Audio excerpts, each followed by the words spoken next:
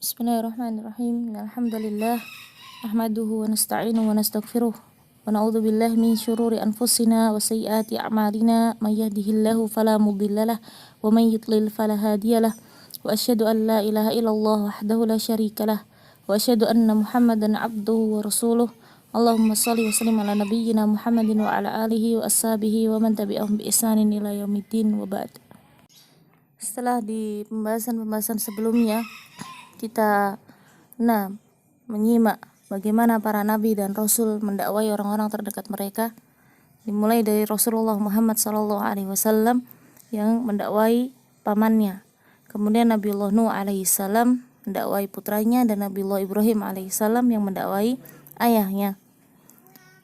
Maka hari ini insyaallah ta'ala kita akan melanjutkan menyimak bagaimana Nabiullah Ibrahim alaihissalam bersama dengan putranya Ismail alaihissalam. Syekh mengatakan, Fasubhanallahil hadi wa subhana man anzala sakinata 'alal qulub. Maha suci Allah yang berkuasa memberikan hidayah, dan maha suci Allah yang mengaruniakan ketenangan di dalam hati-hati hambanya. Yaqulu Ismailu alaihissalam, Ya abati fa'al ma tu'mar satajiduni insyaallahu minas sabirin. Nabiullah Ismail alaihissalam berkata kepada ayahandanya, Wahai ayahku, lakukan apa yang diperintahkan kepadamu, insyaallah engkau akan mendapatiku termasuk orang-orang yang bersabar. Fahaqqan innahu layyakuna minas sabirina illa idza sya'allahu subhanahu wa ta'ala. Dan sungguh tidaklah Ismail mampu menjadi orang-orang yang termasuk orang-orang yang sabar kecuali Allah Ta'ala menghendaki hal tersebut padanya. Ini adalah peristiwa ketika Nabiullah Ibrahim alaihissalam mendapatkan perintah untuk menyembelih putranya yang sangat beliau cintai, yaitu Ismail alaihissalam. Nabiullah Ibrahim alaihissalam kemudian memanggil Ismail dan mengabarkan apa yang telah Allah perintahkan kepadanya. Dan ternyata sang anak dengan tenangnya, dengan penuh ketenangan dan keteguhan, Ismail alaihissalam mengatakan, kerjakan saja apa yang diperintahkan Allah kepada engkau wahai ayahku, dan engkau akan mendapati insyaallah aku termasuk orang-orang yang sabar. Lihat bagaimana perkataan Ismail alaihissalam. Beliau mengatakan insyaallah aku termasuk orang-orang yang sabar, yang maknanya tidak ada kebaikan yang bisa dilakukan oleh manusia. Tidak ada keteguhan hati dan ketenangan serta kesabaran di semua keadaan kecuali itu semua adalah kehendak Allah tabaraka wa ta'ala, yang mengaruniakan semua itu kepada hati hamba-hamba pilihannya. Allah lah zat yang berkuasa memberikan hidayah. Allah lah zat yang berkuasa mengaruniakan kesabaran kepada siapa saja yang dia kehendaki. Allah lah zat yang berkuasa untuk memberikan kekokohan dan keteguhan di hati hamba-hamba pilihannya. Fasubhanallahilladzi yukhrijul hayya minal mayyiti wa yukhrijul mayyita minal hayy. Maka maha suci Allah zat yang mengeluarkan sesuatu yang hidup dari yang mati dan mengeluarkan yang mati dari yang hidup.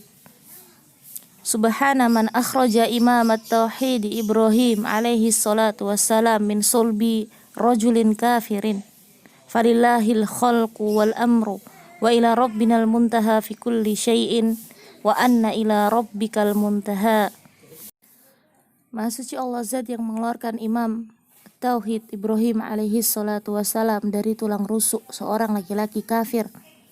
Maka milik Allah semua penciptaan dan segala sesuatu, dan kepada Rabb kita lah segala urusan dikembalikan. Allah Ta'ala berfirman yang artinya, dan sungguh kepada Rabbmu lah kesudahan dari segala sesuatu. Di sini kita lihat Syekh membawakan ayat di surat Ar-Rum ayat 19, yukhrijul hayya minal mayyiti wa yukhrijul mayyita minal hayy, Ya, di antara makna dari ayat ini adalah Allah yang berkuasa. Nah, mengeluarkan seorang yang bertakwa dari keturunan orang-orang kafir. Ya, orang tuanya kafir dan anaknya bertakwa, dan sebaliknya Allah yang maha kuasa. Ya, bisa jadi orang tuanya adalah seorang yang beriman dan taat kepada Allah Tabaraka wa Ta'ala, tetapi Allah takdirkan, nah, di sana ada keturunannya yang menyimpang dari jalan Allah Tabaraka wa Ta'ala. Nah, ini di antara maknanya. Allah mengeluarkan yang hidup dari yang mati, dan Allah mengeluarkan yang mati dari yang hidup.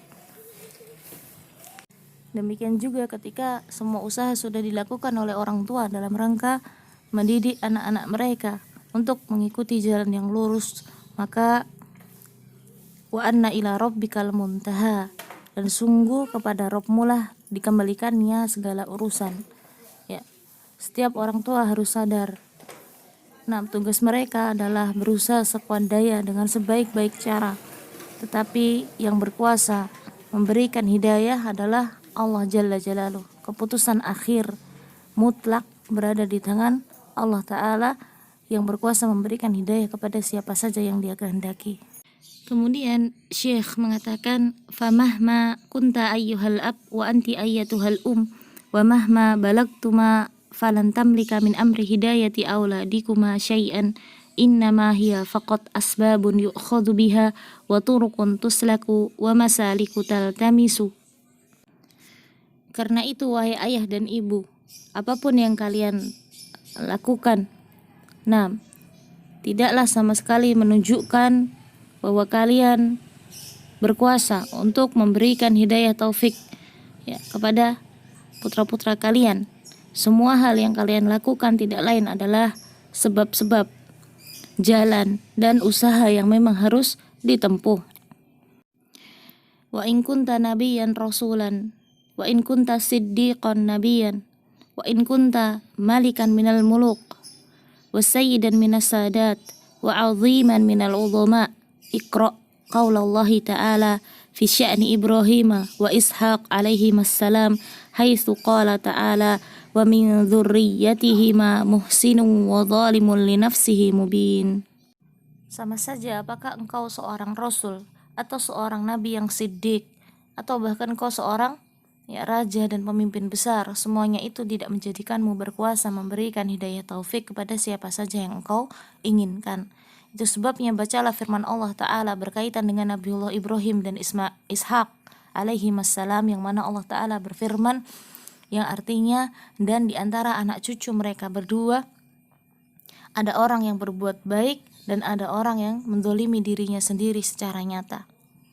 Ya, artinya, nah, bahkan di antara anak keturunan dari para nabi dan rasul pun ada yang Allah kehendaki mendapatkan hidayah taufik menjadi seorang muhsin, seorang yang baik, tetapi ada yang Allah tidak perkenankan hidayah kepada mereka, dan menjadilah mereka zalimul li nafsihi mubin, ya, secara nyata menzalimi diri mereka sendiri dengan melakukan berbagai kemaksiatan, dengan melakukan berbagai dosa yang menjerumuskan diri mereka sendiri ke dalam kemurkaan dan nerakanya Allah Tabaraka wa Ta'ala. Berkaitan dengan kisah Nabiullah Ibrahim dan Ismail alaihimassalam, kita akan sedikit mendetailkan pembahasan yang dengannya kita berharap faidah yang besar. Dimulai dari kelahiran Nabiullah Ismail alaihissalam. Kita ketahui bahwasannya Nabiullah Ibrahim alaihissalam dan istrinya, ya, bernama Sarah, ini sudah lama sekali tidak dikaruniai anak. Sebagian menyebutkan ya usianya sekitar 80 tahunan, ya, 80 tahun Nabiullah Ibrahim alaihissalam ini belum memiliki keturunan, belum memiliki putra. Tapi dengan keadaan ini Nabiullah Ibrahim alaihissalam tidak putus asa. Beliau terus berdoa, Rabbi habli minas sholihin, ya Robku, anugerahkanlah kepadaku seorang anak yang termasuk orang yang solih. Hingga pada suatu waktu, Sarah menghadiahkan budak yang dia miliki, bernama Hajar, untuk menjadi istri bagi suaminya. Ya.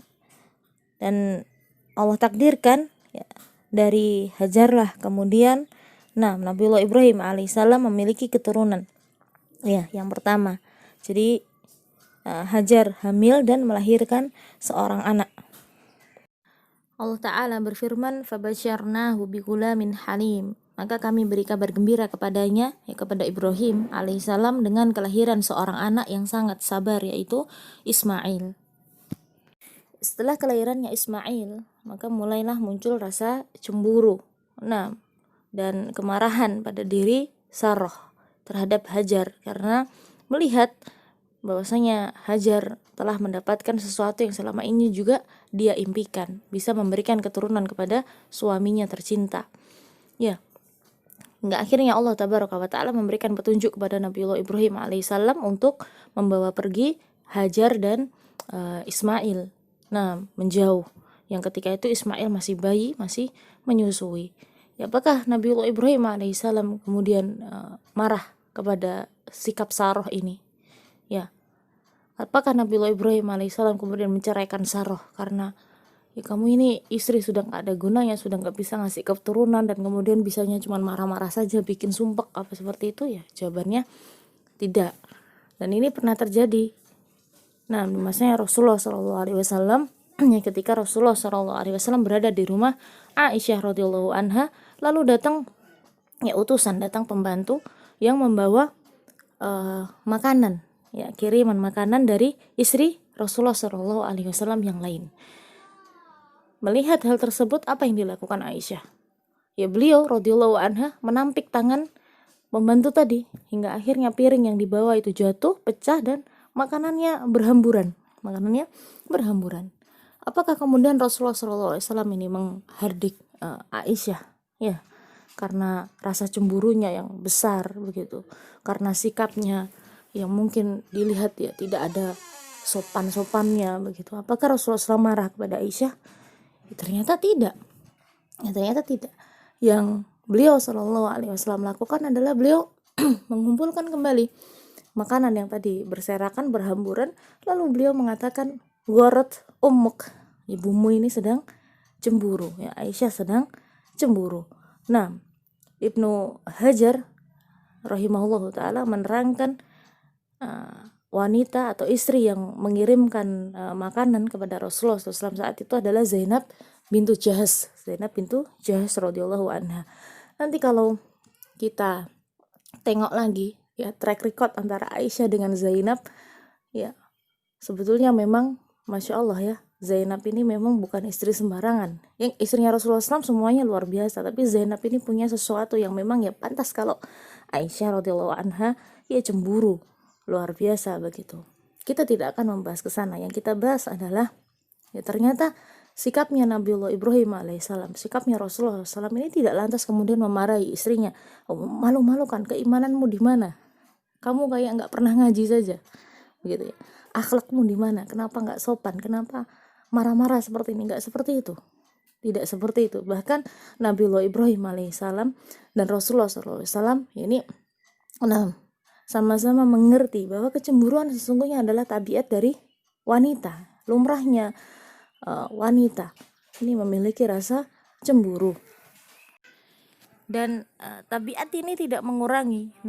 Selama tabiat ini tidak membuat kemudian seorang wanita melakukan hal-hal yang menyimpang di luar batasan-batasan yang Allah Ta'ala tetapkan, jadi masih dalam koridor hal yang lumrah, kecemburuan, kemarahan yang lumrah, maka ini tidak menjadikan seorang wanita kemudian jatuh derajatnya. Tidak ada yang meragukan kesolihahannya Sarah. Siapa yang meragukan Sarah ini luar biasa solihahnya, wanita yang luar biasa baik. Ketika itu tidak ada yang beriman kepada Nabiullah Ibrahim alaihissalam kecuali Sarah. Bahkan Sarah ini bersabar bersama dengan Nabiullah Ibrahim alaihissalam sekian puluh tahun lamanya tidak dikaruniai keturunan, bersabar hingga akhirnya Sarah sendirilah yang menghadiahkan Hajar kepada Nabiullah Ibrahim alaihissalam. Ini kebaikan yang sangat besar. Tetapi memang ketika cemburu ini mulai datang, ini akalnya menjadi tertutup, dan bisa jadi dia di saat itu dia terkalahkan dengan kemarahannya. Tapi sekali lagi ini adalah tabiatnya wanita. Itu sebabnya Ibnu Hajar dalam kitab beliau Fathul Bari, beliau memberikan komentar terhadap hadis tadi, gharat ummuk, Beliau mengatakan fihi isyaratun ila adami muakhadatil ghaira bima yasduru minha li'annaha fi tilkal halati yakunu aqluha mahjuban bisyiddatil ghadabi alladhi asarathul ghairah. Ya, di dalam hadis ini menunjukkan bahwa tidak bolehnya menghukum ya para wanita, para istri yang sedang ditimpa rasa cemburu. Karena mereka ketika itu tertutup akalnya, ya, dikalahkan oleh besarnya kemarahan yang diakibatkan oleh rasa cemburu yang menimpa mereka. Jadi tidak boleh menghukum ya wanita-wanita yang mereka sedang kambuh rasa cemburunya sebagai tabiat dari keumuman wanita. Ya, dan ini adalah bagian dari bentuk kecintaan seorang istri kepada suaminya. Jadi kembali ke kisahnya Nabiullah Ibrahim yang ketika itu mengajak pergi ya Hajar istrinya dan Ismail yang masih menyusu pergi menjauh menempuh ribuan kilometer hingga sampai ke suatu lembah yang gersang. Ya, tidak ada manusia sama sekali di sana, tidak ada tumbuhan, pohon, tanaman, enggak ada. Ya gersang, kering, kerontang. Dan Nabiullah Ibrahim alaihissalam meninggalkan istri dan anak. Ya, bayangkan ini anak yang 80 tahun ditunggu dan ini masih bayi, masih menyusui. Bersama istrinya ditinggalkan ke satu lembah yang kering kerontang, tidak ada siapapun juga di sana. Tidak ada keluarga, tidak ada manusia sama sekali di sana. Ditinggalkan ya begitu saja di sana. Kemudian Nabiullah Ibrahim alaihissalam ya berpaling pergi meninggalkan istri dan anaknya, dan ketika itu subhanallah, ketika itu Hajar memanggil-manggil Ibrahim alaihissalam, kenapa engkau meninggalkan kami di sini? Ya, di sini tidak ada orang sama sekali, di sini kering, di sini gersang. Terus Hajar memanggil Ibrahim alaihissalam, tetapi Nabiullah Ibrahim alaihissalam tidak menoleh sedikit pun kepada mereka, terus jalan hingga akhirnya ya Hajar sadar bahwa suami saya tidak mungkin seperti ini tanpa sebab. Karena kenal betul bagaimana perangainya, bagaimana akhlaknya. Nabiullah Ibrahim AS ini bukan orang yang jahat, bahkan orang yang mulia. Tidak mungkin beliau melakukan ini tanpa sebab. Kemudian Hajar akhirnya sadar dan Hajar mengatakan, apakah Robmu memerintahkan ini kepadamu? Ya barulah ketika itu Nabi Ibrahim AS mengatakan, naam, ya Allah Ta'ala yang memerintahkan ini kepadaku. Nah, ketika itulah kemudian Hajar mengatakan, kalau begitu Allah Tabaraka wa Ta'ala tidak akan menyanyiakan kami di tempat ini. Ini kita lihat luar biasanya ya kekokohan iman ya seorang wanita, seorang istri, seorang ibu. Ditinggal sendiri di satu lembah yang tidak ada siapapun di sana, tidak ada yang dimintai tolong, bahkan tidak ada ya makanan yang bekal yang diberikan Nabiullah Ibrahim alaihissalam itu hanya dua kantong, satu isinya kurma, yang satu isinya adalah air secukupnya. Hanya itu saja. Kalau di logikanya manusia udah pasti mati nih, udah pasti nggak bisa bertahan begitu loh. Mau bertahan gimana, mau minum gimana caranya? Tapi Hajar dengan keyakinannya, dengan keimanannya, kalau ini perintah Allah, berarti Allah tidak akan menyanyiakan kami di sini, dan Allah lah sebaik-baik zat yang melindungi hambanya, sebaik-baik zat yang menjaga dan mencukupi hambanya. Masya Allah. Nabiullah Ibrahim alaihissalam terus berjalan, ya, tidak menoleh sedikit, hingga akhirnya sampai pada suatu tempat ya yang sudah jauh. Dari tempat beliau meninggalkan Hajar dan anak tercintanya Ismail yang masih bayi, ya beliau kemudian berdiri di sana dan beliau berbalik arah, melihat ke arah tempat di mana beliau meninggalkan istri dan anak tercintanya. Yang ketika itu memang sudah tidak nampak lagi mereka.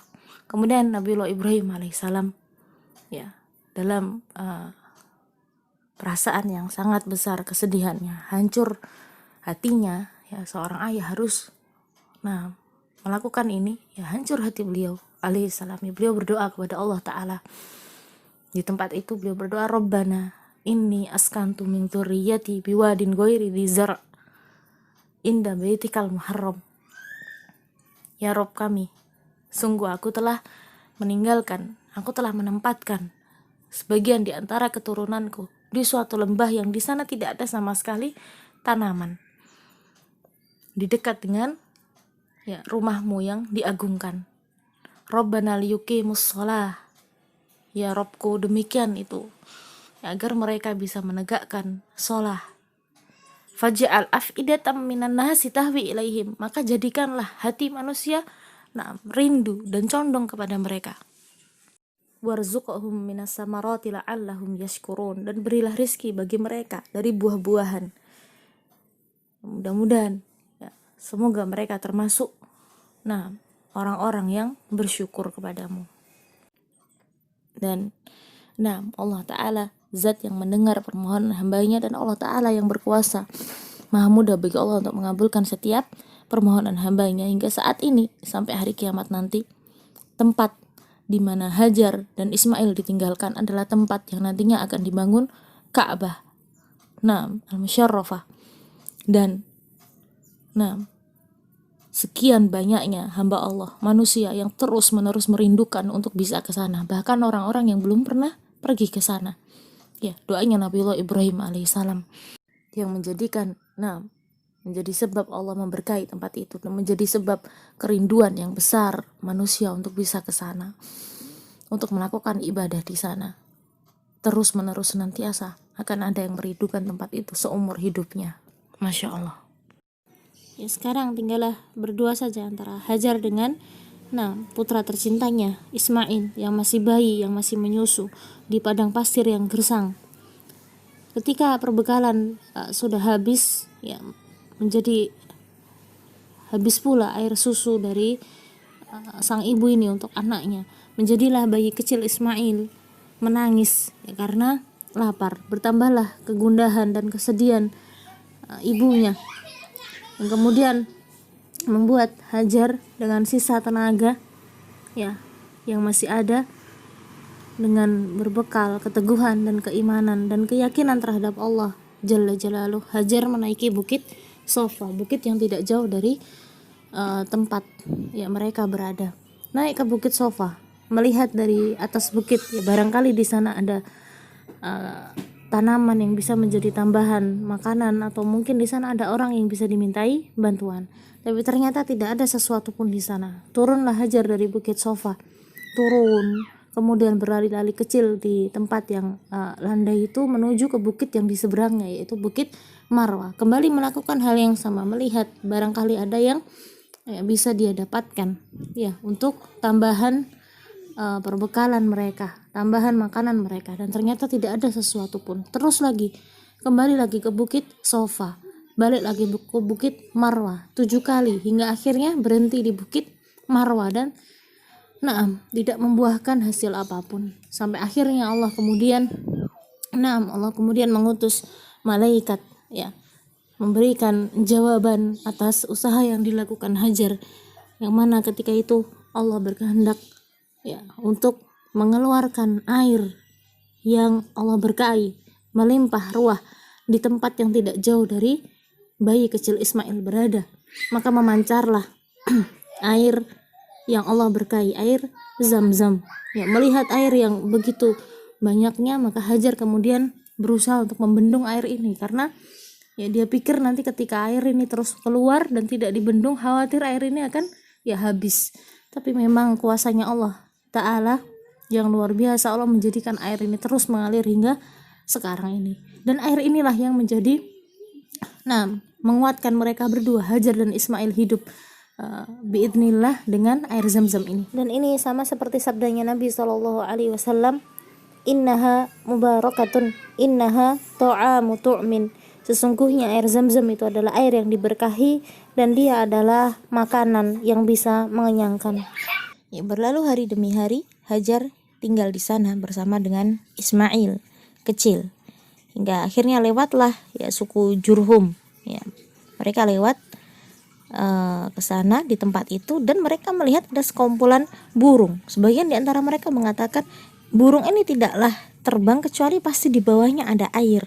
Padahal yang mereka ketahui, ini bukan kali pertama mereka melewati lembah itu, bukan kali pertama mereka melewati tempat itu. Sepengetahuan mereka, setiap kali lewat di tempat itu tidak ada air sama sekali, gersang, kering kerontang. Hingga akhirnya ya sebagian dari mereka coba cek di tempat burung-burung itu mengitari apa, dan akhirnya mereka melihat ya betul di sana ada air yang melimpah yang terus keluar. Mereka pun kemudian menemui Hajar ketika itu dan meminta izin untuk bisa tinggal di tempat itu. Hajar pun memberikan izin tinggal di tempat itu, tetapi hak untuk terhadap air Zam-Zam yang keluar ini adalah tetap haknya Hajar dan Ismail. Nah, suku Jurhum ini adalah suku Arab asli. Jadi kalau nanti ada di sejarah bangsa Arab, nah ini suku Jurhum ini adalah suku atau bangsa Arab asli. Ada bangsa Arab yang tidak ada keturunannya lagi, yang sudah punah. Nah, ini seperti kaum Samud, kaum Ad, itu Arab yang udah nggak ada keturunannya lagi. Nah, Jurhum ini diantara bangsa Arab asli yang masih ada. Ismail alaihissalam, Ibrahim alaihissalam itu bukan orang Arab. Yaitu sebabnya kalau di pembahasan nahwu ya nama mereka mamnu'un minas sarf karena a'jam. Kita bingung a'jam, kenapa a'jam ya? Karena memang bukan berasal dari Arab, bukan berasal dari bahasa Arab. Nah, dari suku Jurhum inilah Nabiullah Ismail alaihissalam belajar bahasa Arab, dan Allah jadikan lisannya Nabiullah Ismail alaihissalam itu jauh lebih fasih daripada orang asli. Makanya kemudian Nabiullah Ismail nanti ya ketika sudah dewasa begitu ya akan menikah dengan salah satu wanita dari suku Jurhum ini, disebutlah sebagai Arab musta'ribah, jadi Arab campuran. Tapi sebelum ke sana kita nggak akan bahas ke arah sana, kita akan bahas yang berkaitan dengan pembahasan di kitab kita ini, yaitu ya setelah berlalu waktu Nabiullah Ismail alaihissalam ya tinggal di sana hingga di usia mulai masuk usia remaja. Ya Allah Ta'ala berfirman menceritakan kisah ini. Allah Ta'ala berfirman, falamma balagha ma'ahu sa'ya, ketika Nabiullah Ismail alaihissalam ini sudah mencapai usia remaja, ya, belasan tahun, yang sudah bisa menemani sang ayah untuk bekerja, untuk berusaha. Nah, ini usia di mana kecintaan orang tua kepada anaknya itu berada di puncaknya. Disebutkan oleh para ulama bahwa kenapa di usia-usia ini, ya karena masyakohnya merawat anak itu sudah mulai berlalu. Ya, kita ketahui kalau baru saja punya anak ya ketika masih bayi, ini banyak butuh kesabaran yang besar dari orang tua untuk merawat anaknya yang masih bayi. Ya dia ke kamar mandi nggak bisa sendiri, dia buang air kecil, buang air besar, ya dia rewel, mungkin tengah malam dia bangun dan lain sebagainya. Dia masih berat orang tua merasakan merawat bayi di usia-usia ya bayi. Ketika anaknya tumbuh menjadi seorang anak yang soleh, yang bahkan bisa membantu orang tuanya, begitu, bisa menjadi andalan bagi orang tuanya, sudah kelihatan bagaimana kesolihannya si anak ini, masya Allah, kecintaan semakin besar dari orang tua kepada anaknya. Di usia inilah Allah datangkan ujian, Allah datangkan perintah. Nabiullah Ibrahim alaihissalam mengatakan, ya bunayya inni ara fil manami anni adbahuka fanzur madza tara. Wahai anakku sayang, sungguh aku melihat dalam mimpiku aku sedang menyembelihmu. Fanzur madza tara. Maka ya bagaimana pendapatmu berkaitan dengan hal ini? Ya lihat bagaimana luar biasanya Nabiullah Ibrahim alaihissalam. Kita ketahui Ibnu Abbas radhiyallahu anhuma mengatakan bahwa mimpi seorang nabi ini adalah wahyu dari Allah tabaraka wa taala. Dan Ibnul Qayyim rahimahullah juga menerangkan bahwa mimpi seorang nabi itu adalah wahyu di tingkatan yang paling rendah. Ya karena wahyu ini datangnya dia bentuknya bermacam-macam. Kadang berupa mimpi yang Allah berikan kepada para nabi dan rasul, bisa jadi berupa bisikan hati kepada mereka. Itu tingkatan selanjutnya. Yang tingkatan setelahnya adalah ketika malaikat Jibril datang berwujud manusia. Jadi malaikat datang berwujud manusia menyampaikan wahyu dari Allah tabaraka wa taala. Yang berikutnya adalah wahyu datang dengan suara lonceng ya, yang keras yang membuat Rasulullah SAW ketika itu ya, gemetar. Gemetaran, keringat dingin keluar dari beliau begitu. Kemudian yang berikutnya adalah wahyu itu turun dibawa oleh malaikat Jibril berwujud asli. Ya, berwujud asli seorang malaikat yang memiliki sayap dan dengan sifat-sifat yang diterangkan oleh Allah Tabaraka wa Ta'ala.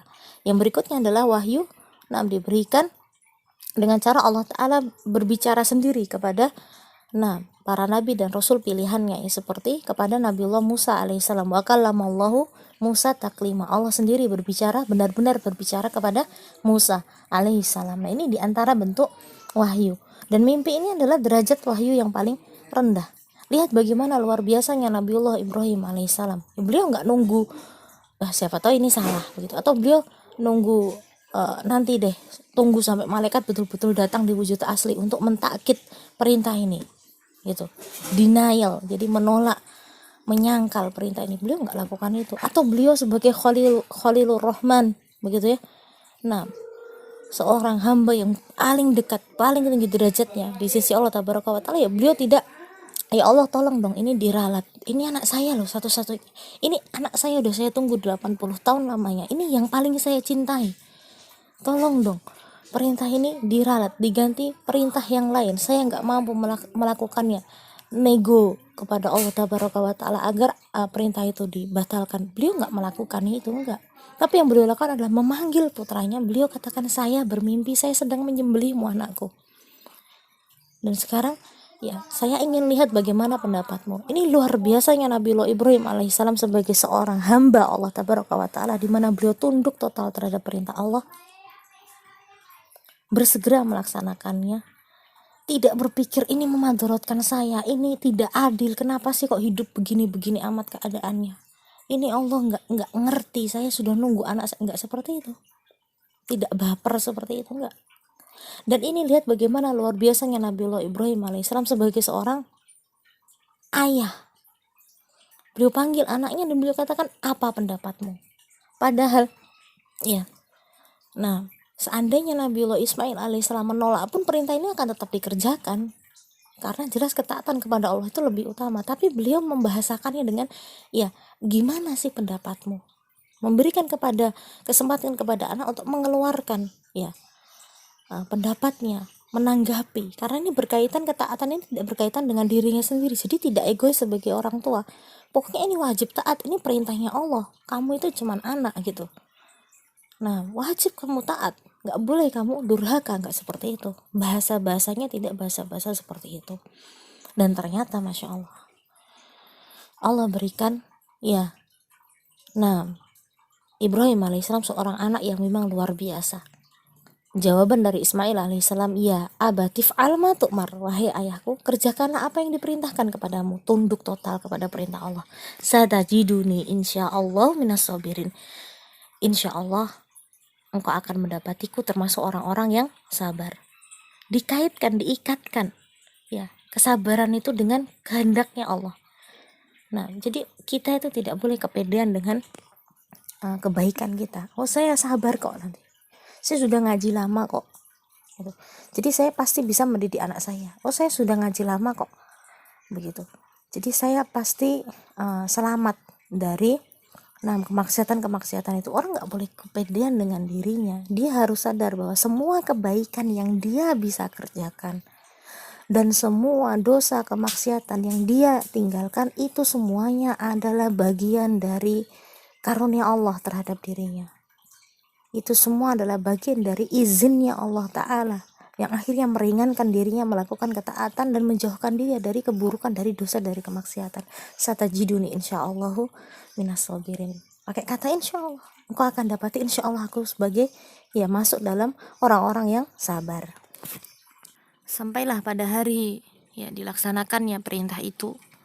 Nabiullah Ibrahim dan Ismail alaihissalam telah bersiap dengan ketundukan total terhadap perintahnya Allah Tabaraka wa Ta'ala, kepasrahan sepenuhnya terhadap Allah Jalla wa Ala. Maka ketika itulah falamma aslama wa tallahu lil jabin.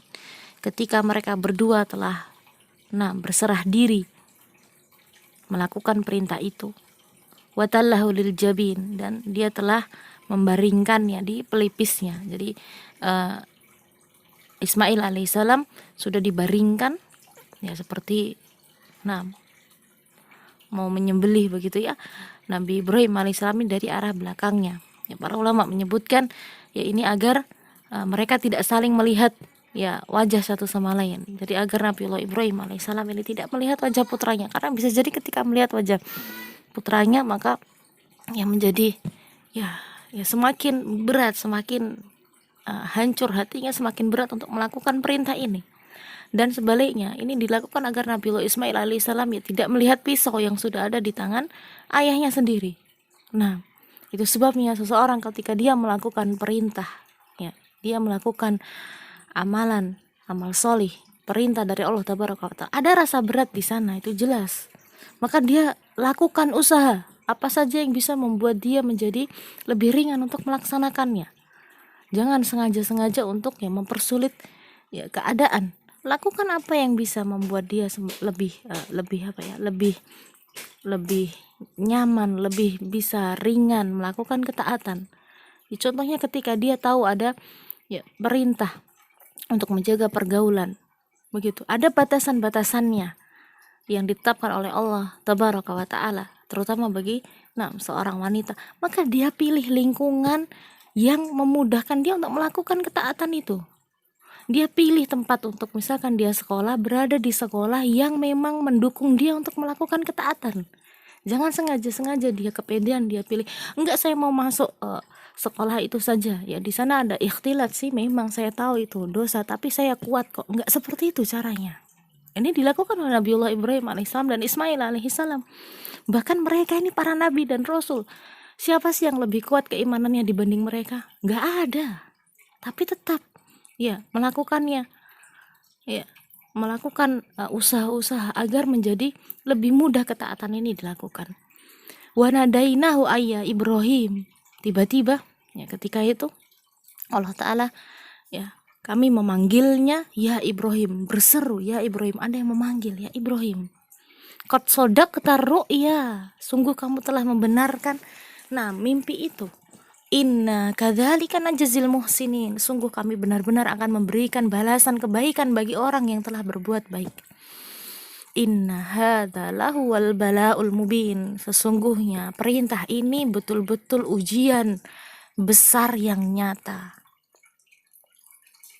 Jadi perintah ini bukan perintah sembarangan, ini ujian levelnya bukan ujian tingkat rendah, ini ujian yang luar biasa besar. Nabiullah Ibrahim alaihissalam adalah Khalilur Rahman, maka beliau diuji dengan hal-hal yang juga beliau cintai.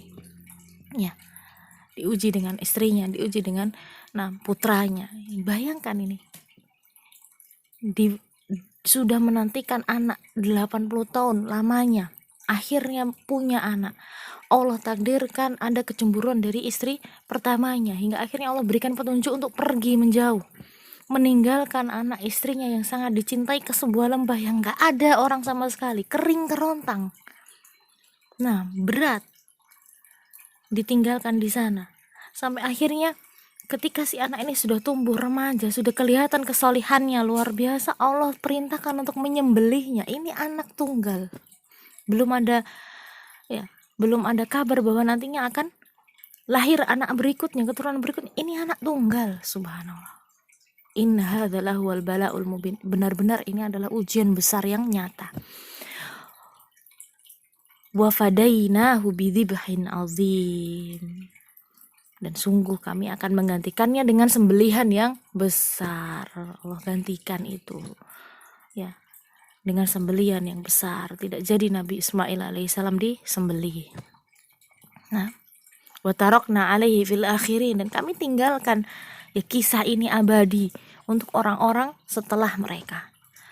Salamun ala Ibrahim, keselamatan dan kesejahteraan tercurah kepada Ibrahim. Kadzalika najzil muhsinin, demikianlah kami memberikan balasan kebaikan bagi orang-orang yang berbuat baik. Innahu min ibadinal mu'minin, sungguh dia termasuk hamba-hamba kami yang beriman. Wa basyarnahu bi Ishaq nabiyyam minas sholihin, dan kami berikan kabar gembira padanya dengan kelahiran ya Ishak, anak dari Sarah. Nah, dia seorang nabi dan termasuk orang-orang solih. Masya Allah, Allah selamatkan ya dari sesuatu yang akan menjadi penyebab kesedihannya. Allah selamatkan dari itu dan Allah berikan kabar gembira, subhanallah. Tetapi ingat bahwa ketika Nabiullah Ibrahim alaihissalam hendak mengerjakan perintah dari Allah ini, Nabiullah Ibrahim alaihissalam tidak tahu bahwa nantinya Ismail akan diganti menjadi sembelihan yang menjadi domba yang besar. Gak tahu. Itu sebabnya Allah datangkan pertolongan, Allah datangkan kebahagiaan itu bisa jadi di ujung-ujung ya, di ujung-ujung kekuatan kita. Allah ingin melihat seberapa kokohnya kita taat kepadanya. Allah ingin melihat seberapa besarnya kesabaran kita. Dan kita yakini bahwa Allah berikan jalan keluar. Mayyatakillah yaj'al lahu makhraja. Allah berikan jalan keluar. Allah Maha tahu bagaimana hati kita. Usahakan terus sebaik-baiknya untuk menghadapi ujian. Seseorang tidak diberikan pahala serta-merta dengan ujian yang datang padanya, tetapi pahala itu diberikan dilihat dari bagaimana caranya dia menghadapi ujian itu. Apa yang dia usahakan, apa yang dia kerahkan. Allah Maha tahu sebatas apa kemampuan kita.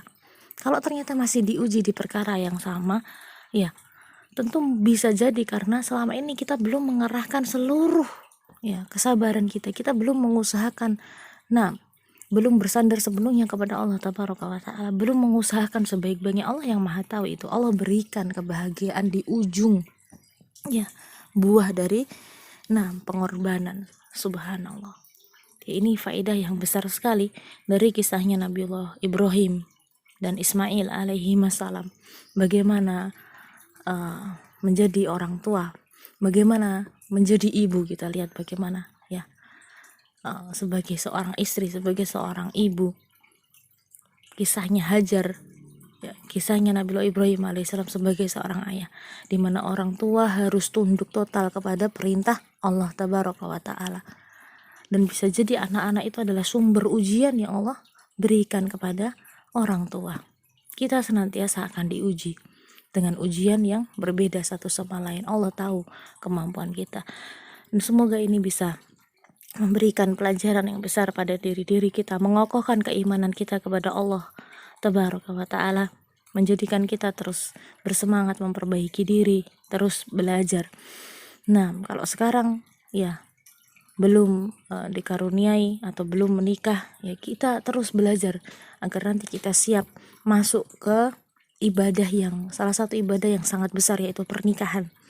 Itu bagian dari ibadah kepada Allah, ibadah yang panjang yang tidak dibatasi waktu. Kita terus belajar. Kalau sekarang sudah menikah, kalau sekarang belum dikaruniai keturunan, lihatlah, bersabarlah bagaimana Nabiullah Ibrahim alaihissalam tidak putus asa hingga akhirnya Allah berikan keturunan yang salih. Kalau sekarang diuji dengan wafatnya putra yang dicintai, atau sekarang diuji dengan mungkin kehidupan yang sulit mendidik, membesarkan anak-anak, maka lihatlah bagaimana Hajar juga diuji dengan perkara yang bahkan jauh lebih besar dari apa yang menimpa kita. Semoga ini bisa bermanfaat. Wassallallahu ala nabiyyina Muhammadin wa ala alihi wa ashabihi ajma'in. Wallahu ta'ala alam bisawab. Walhamdulillahirabbil alamin.